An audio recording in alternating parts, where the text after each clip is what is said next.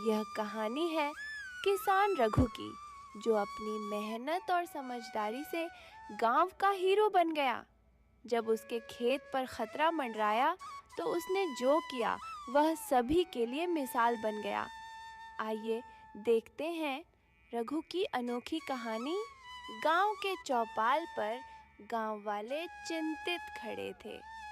पास की नदी का पानी अचानक सूखने लगा था और खेतों में पानी की कमी हो गई थी। अगर इसी तरह पानी खत्म होता रहा तो हमारी फसलें सूख जाएंगी। हमने अपनी समस्या जमींदार को भी बताई, लेकिन वह तो हमारी मदद करने को तैयार ही नहीं है। रघु गंभीरता से सुनता है। वह सोच में पड़ जाता है। रघु मन में, कुछ तो करना होगा। अगर हमने कोई उपाय नहीं किया तो हमारा खेत तो पूरी तरह से सूख जाएगा। रघु का चेहरा दृढ़ हो जाता है। रघु घर लौटता है और अपनी पत्नी सुमित्रा से बात करता है। सुमित्रा, अब हमें कुछ नया सोचना होगा। खेतों में पानी की कमी बढ़ रही है, लेकिन हमें हार नहीं माननी चाहिए। लेकिन रघु, अब क्या किया जा सकता है? पानी तो सूख चुका है। सुमित्रा, पानी के बिना फसल उगाना मुश्किल है, पर अगर हम जल संचयन की तकनीक अपनाएं तो हम इस संकट से बाहर निकल सकते हैं।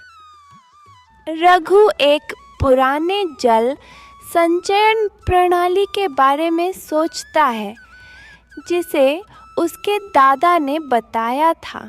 रघु गांव के दूसरे किसानों से मिलकर एक योजना बनाता है।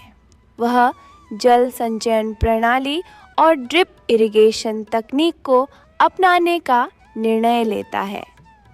हमारे पास पानी का संकट है, लेकिन अगर हम बरसात के पानी को एकत्र करके उसे धीरे धीरे खेतों तक पहुंचाएं, तो हमें पानी की समस्या का समाधान मिल सकता है। गांव वाले रघु की बातों को ध्यान से सुनते हैं।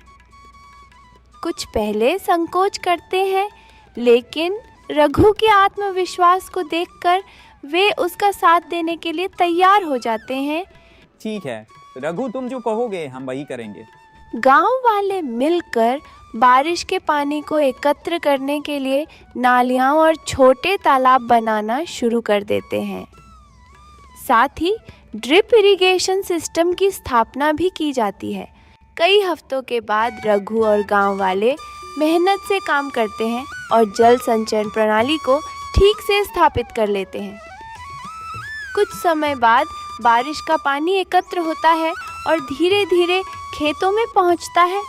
रघु के खेतों में हरियाली लौट आती है। गांव वाले देख सकते हैं कि रघु के खेतों में फसलें हरी भरी हो रही हैं, जबकि अन्य किसान अभी भी पानी की कमी से जूझ रहे हैं। रघु भाई, तुमने क्या कर दिखाया। तुम्हारी सूझबूझ ने हमारी सारी उम्मीदें जिंदा कर दी। रघु हंसते हुए जवाब देता है। कभी हार मत मानो दोस्तों।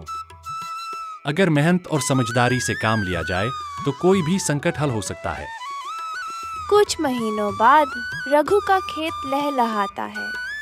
उसकी मेहनत और सूझबूझ ने उसे न केवल बचाया, बल्कि उसने पूरे गांव को भी एक नई दिशा दी। गांव वाले अब रघु को गांव का हीरो मानने लगे हैं।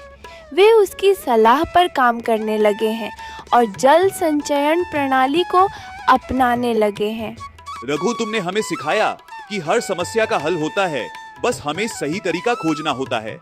रघु मुस्कुराते हुए, याद रखना दोस्तों, अगर हम मिलकर काम करें और समझदारी से काम लें तो कोई भी मुश्किल हमें हरा नहीं सकती।